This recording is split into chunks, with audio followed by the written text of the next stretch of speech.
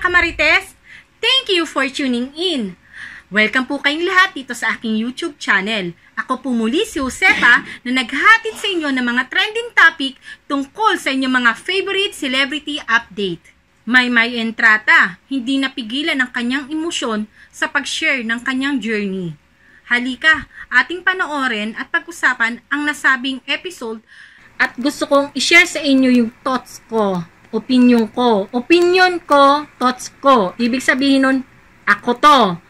Hindi ko pinipilit sa inyo kasi kanya-kanya tayo ng paniniwala at paninindigan, kinalakihan. Kaya pa kanya-kanya tayo ng pananaw sa buhay.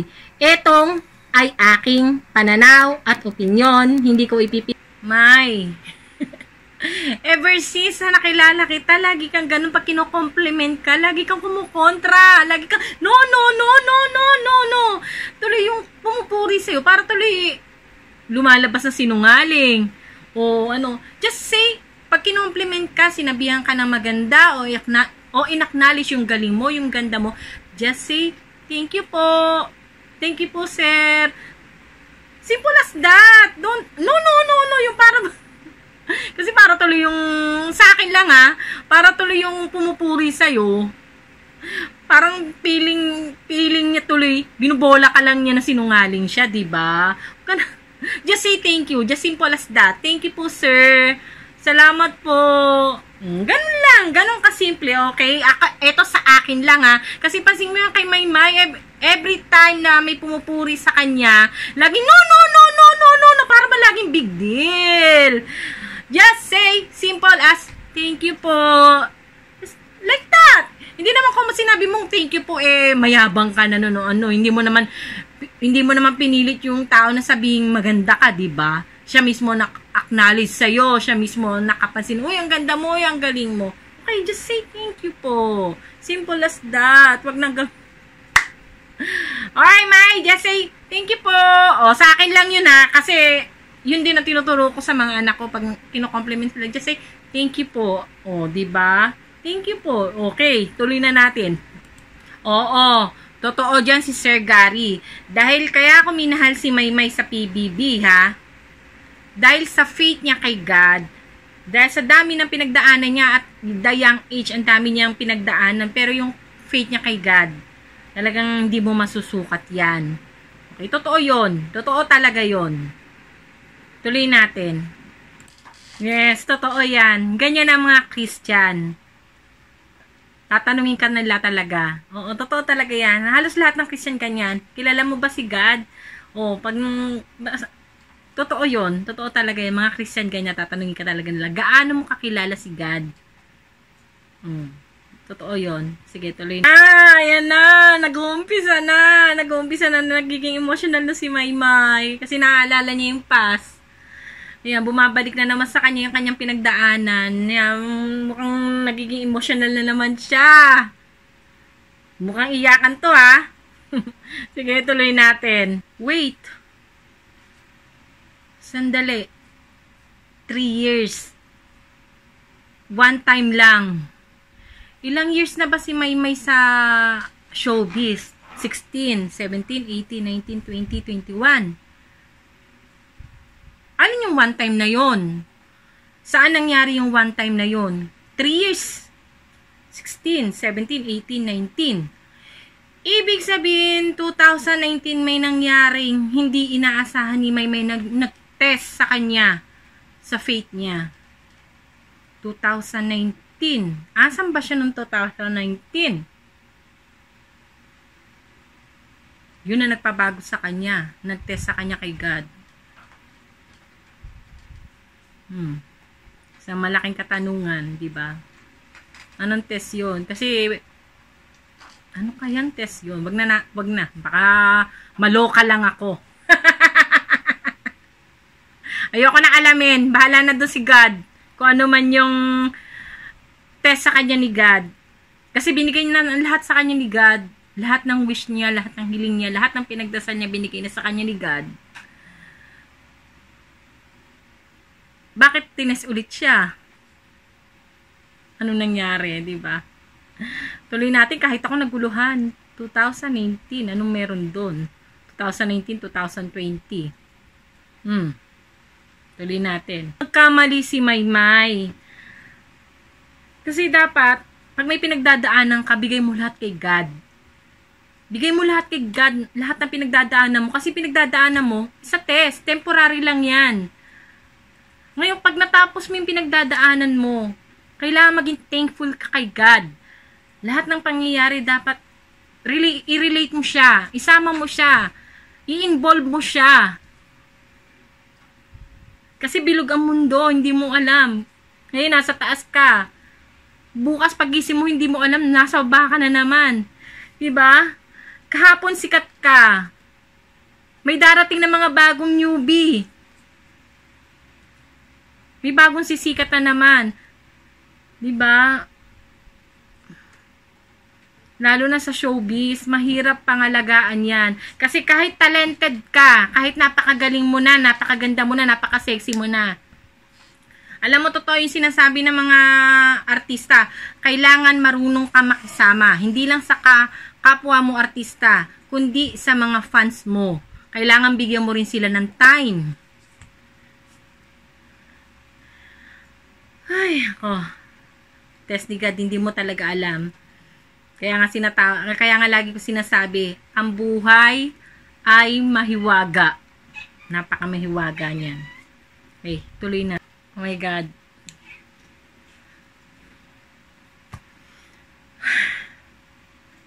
Ay. Tuloy natin. Mamaya ako magbibigay ng komento. Okay? Oh my God. Kasi sinabi niya, meron siya nagawang mali. Bakit ko nagawa ito? Meron siyang nagawang mali. Okay, tuloy natin. Kaya ko pa bang tapusin to? Ang bidyong to. Diyos ko, ngayon ko lang kasi ito napanood. Kaya ngayon lang ako, nire-record ko siya. Kaya lang, hindi ko siya napapanood. Nagpi-play lang siya dito sa laptop ko. Pero hindi ko pa siya napapanood. First time ko siyang napanood. Oh my gosh. Eh, hindi na rin ako madalas tumatambay sa Twitter, sa social media, FB lang ako. Nagulat ako. Ano yung nagawa niya? Na nag-struggle siya, 'di ba? Para tuloy bumabalik sa akin yung oh my gosh. O ngayon sinisisi niyo si Edward sa pagbabago ni Maymay. Eh si Maymay naman pala yung may ginawa na hindi natin alam kung anong ginawa niya. Na manipulate niya si God. O, tingnan nyo. Di ba, binash nyo ng binash si Edward. Hinusgahan nyo ng hinusgahan. Ginawa nyo ng ginawa ng issue. Komot nandudun lang sa kondo, nandudun lang sa kwarto ng babae. Kung ano na nang inimbento nyong kwento. Habang si Edward hindi naman kayo pinapatulan. At pinagpasadyos niya lahat ng ginagawa nyo sa kanyang pambabash. O, tingnan nyo, inuulan siya ng blessing. Ngayon, sa pambabash nyo at paninira nyo kay Edward, kanino bumabalik? Kanino bumabalik yung mga ginagawa niyong paninira kay Edward? Diba? Totoo ang karma. Hindi yan babalik sa'yo. Hindi yan babalik sa'yo. Alam mo kung kanino yan babalik? Sa mga taong mahal mo o sa mga taong hindi mo inaasahan na sila ang tatamaan. Totoo yun. Hindi ikaw ang kakarmahin. Yung mga taong mahalaga sa'yo ang makakarma, ang babalikan ng karma. See? Dapat si Edward ang dumadaan ng depression, dumadaan ng struggle. Kasi siya yung siniraan nyo, siya yung ginawa nyo ng kwento, siniraan nyo siya sa mga ka-churchmate niya, kaibigan niya, kamag-anak niya, management, di ba? Sabi ko nga, in-email nyo na lahat, tinag nyo na mga kung ano na mga bidyong malalaswa. Oh my God. Oh.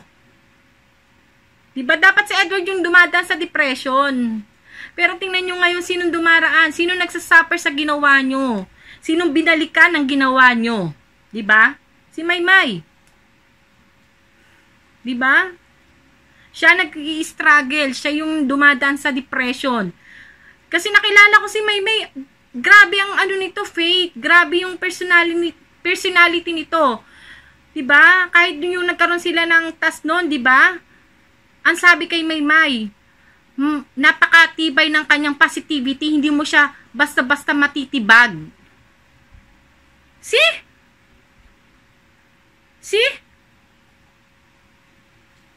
Diba? Parang hindi na siya yung Maymay na, my gosh. Nabigla ako. My God, first time ko tong napanood si Maymay na ganito. First time. My God. Late reaction ako kasi ngayon ko lang talaga napanood tong video ko to, kaya parang nashock ako. Papanoorin ko ba to? Ay, oh God. O, sige, continue natin. Pilitin ko. Baka mamaya maganda naman yung dulo ng video. Ay, Diyos ko. Kaya please, stop bashing. Tigilan nyo na si Edward. Tigilan nyo na yung kakabas nyo kung kani-kanino man. Hindi kayo ang babalikan yan. Yung mga taong mahal nyo. Promise. Di maganda yan. Okay, tuloy na natin. Nagulat ako, na-shock ako. Totoo yun. Totoo talaga yun, Sir Gary. Totoo talaga yung sinabi mo. Kasi kahit hindi mo ipagdasal ang isang bagay, alam ni Lord kung ano yung mga kailangan mo. Alam yun ni Lord.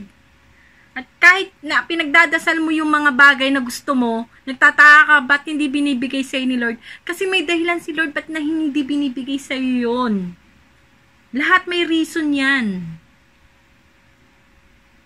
Totoo talaga yun. Alam mo, hindi lang pala ako na nagulat doon sa shinare ni Maymay, pati pala si Sir Gary nagulat din. Hindi rin niya ini-expect na pagdadaanan yun ni Maymay. Nagulat din ako, di ba? Ay, yes, totoo yan. Totoo yan kasi si May, mapagtanim siya. Mahirap siya makalimot. Diba? Mahirap siya makalimot. Mahirap siya magpatawa. Hindi siya agad makamove on. Hindi niya agad nalilimutan yung mga bagay na nangyaring hindi maganda. Diba? Totoo yun. Kasi, sabihin na natin sa father niya, diba? Sabi niya dati sa PBB, okay lang. Kasi andiyan naman si Papa Joe. Andiyan si Mama Ludi na nagmamahal sa akin, di ba? Di ba? Andiyan, dami nagmamahal sa'yo. Di ba? At iswerte mo. Di ba? Yun lagi yung iisipin mo. Swerte ka pa rin kasi hindi lang naman ikaw yung batang inabandona. Hindi lang naman ikaw yung batang lumaki sa broken family. 'Di ba? Pero ang swerte mo kahit papaano nakasama mo papa mo. Kasi yung iba diyan, ever since hindi nila nakilala magulang nila. Ever since hindi nila nakasama magulang nila, pero eto ka, 'di ba? Eto ka, nakasama mo pa rin kahit papaano, kahit ba sabihin natin 1 taon. 'Di ba? At least nakasama mo, kilala mo kung saan ka nagmula. 'Di ba? At least yung puzzle buo pa rin ikaw, buo pa rin yung pagkatao mo. Kasi kilala mo naman yung papa mo eh. Kung ayaw niya magpakita sa'yo, kung ayaw niyang... May reason siguro yung papa mo kung bakit. May reason siya. Kung ano man yung dahilan na yun, nasa papa mo yun, nasa tatay mo yun, kung ano man dahilan niya. Maybe, pride? Diba? Di natin alam kung anong reason. Siguro dapat accept mo na lang. Accept mo na lang. Kung ano, wag mo na lang questionin si God. Totoo talaga sinasabi ni Sir Gary. Totoo yun. Patawarin mo sarili mo, patawarin mo mga nasa paligid sa'yo. Bigay mo na lang kay Lord lahat. Gayahin mo si Papa Edward, jowa mo. Oh, di niya pinatulan yung mga basher. Diba? Ever since lagi kanya pinipili. Oh. Diba? Binasag niya ang kiss word kung ano naman love team na inibag sa kanya. Meron yung nagsigawan niya, walang ibang love team. My gosh, salute ako doon. Diba? Okay. Si Maymay nga pala topic natin dito. Naalala ko lang kasi si Edward. Kasi yung batang yun talaga, hindi ko inaasahan yung kanyang faith magiging ganito ka strong. Diba? Kasi yung faith na ganun, diba? Sabi nga ni Miss Lara Kigaman ba yun? Sobrang lakas ng positivity ni Maymay. Itong batang to, hindi mo to basta-basta mabubuwag. Ano nangyari? What happened? Okay, tuloy natin. Move on. O, tuloy natin. Tingnan natin kung may komento pa si Sir Gary. Mamaya na lang ulit ako magko-comment, magbibigay ng aking komentary. Hoy, komentary ko ito ha. Ito yung sa akin, okay? Pananaw ko ito. Okay?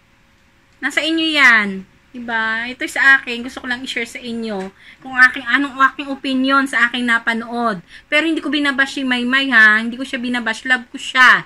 Love na love ko yan si Maymay. Okay? Nagulat lang ako. Siyempre, first time ko napanood, di nakita niyo yung aking reaction agad-agad. Fresh na fresh. Kakalabas lang sa oven. Okay, tuloy na. Anong problema? Ano ba pinagdadaanan? Yes, pagdasal mo na lang yung tao. Pagdasal mo na lang. Bakit? Wag mo na lang. Pag-try mo na lang. Sila agad na bahala doon kung ano man iyon. Ngayon, kung gusto niya mag-share kung anong kanya pinagdadaanan, makinig ka. Makinig ka lang. Kasi minsan yun lang kailangan ng tao. Lalo na kami pinagdadaanan, yung meron lang nakikinig sa kanila. Diba? Ang pagsubok ni God ay hindi natatapos. Hindi komot nasa iyo na lahat eh. Mananatiling nasa iyo yan. Diba magbiro ang tadhana? Okay? Basta yun ang sinasabi ko lang lagi sa inyo. Diba? Stop bashing. Stop making story. Diba? Pag natin masyadong exaggerate ang mga pangyayari. Diba? Kasi ang karma bumabalik yan. Hindi mo alam kung kailan darating, kung kanino tatama. Buti sana kung sa'yo tumama, diba? Kasi ikaw naman ang bash, ikaw naman gumawa ng kwento, ikaw naman ang nanira. Diba? Ang masakit yan, diba? Ang masakit yan, ang binabalikan, yung mga taong mahal mo. Diba? Ay. At gusto kong i-share sa inyo yung thoughts ko, opinion ko. Opinion ko, thoughts ko. Ibig sabihin nun, ako to. Ha, hindi ko pinipilit sa inyo kasi kanya-kanya tayo ng paniniwala at paninindigan, kinalakihan. Kaya pa kanya-kanya tayo ng pananaw sa buhay. Etong ay aking pananaw at opinion. Hindi ko ipipilit sa inyo dahil magkakaiba tayo. Okay? O paano mga kamarites? Medyo nag-relax muna ako at medyo hindi kinaya ng aking power ang aking napanood. Ay, nako, Maymay. Diba, nagulat naman ako sa iyong isinare. Kasi diba, si Miss Lara Kigaman ba yun? Yung sa PBB dati, yung beauty queen, ano nila, TAS. Diba, sabi ni Miss Lara Kigaman, si Maymay is napaka-tibay, napakalakas ang kanyang positivity. Hindi mo siya basta-basta matitibag. Diba? Tanda ko yon dahil minahal ko si Maymay dahil din doon. Minahal ko siya dahil doon, sobrang positivity niya, napakatibay niya. Pero tingnan mo, sinubok siya ni God. Totoo yun, hindi pwedeng marami kang Diyos. Diba? Kasi isa lang talaga ang ating Diyos, si God yan. Ang pera, ang kasikatan, nawawala yan. Nawawala yan, ang pera. Yung 1,000, mabariyahan yan. Maghapon, ubos yan. Yung kasikatan na natatamasa mo ngayon, bukas may bagong darating na artista, maaring mawala ka rin. Mawala rin yung kasikatan mong yan. Diba? Kaya nga diba, lagi ko sinasabi, enjoy na moment. Diba? Enjoy mo to moment na to kasi temporary lang ang lahat. Lahat is temporary lang, kaya i-enjoy mo. Huwag mo masyadong i-stress ang sarili mo. Yung hindi pa nangyayari bukas sa makalawa, huwag mo na munang problemahin yun. Dito ka muna. Huwag mo munang problemahin yung bukas. Dito, okay. Yun lang, nagulat lang ako sa shinare ni Maymay. Diba? Tapos biglang naalala ko lang yung pinagdaanan ni Edward na bashing. Diba, yung panghuhusga. Bigla ko lang naalala kasi dapat si Edward ang dumara ng depression. Dapat siya. Kasi grabe yung bashing, yung kwentong ginawa sa kanya na lahat ini-email, lahat tinatag. My gosh. Oh. Diba, hindi mo inaasahan imbis na kayo ang balikan. Oh, si Maymay ang binalikan ng karma. Diba? Oh.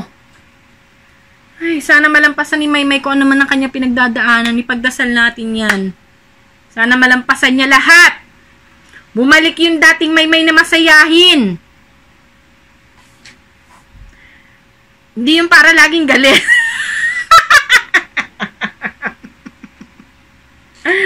Ay, diba? Hindi natin masasabi.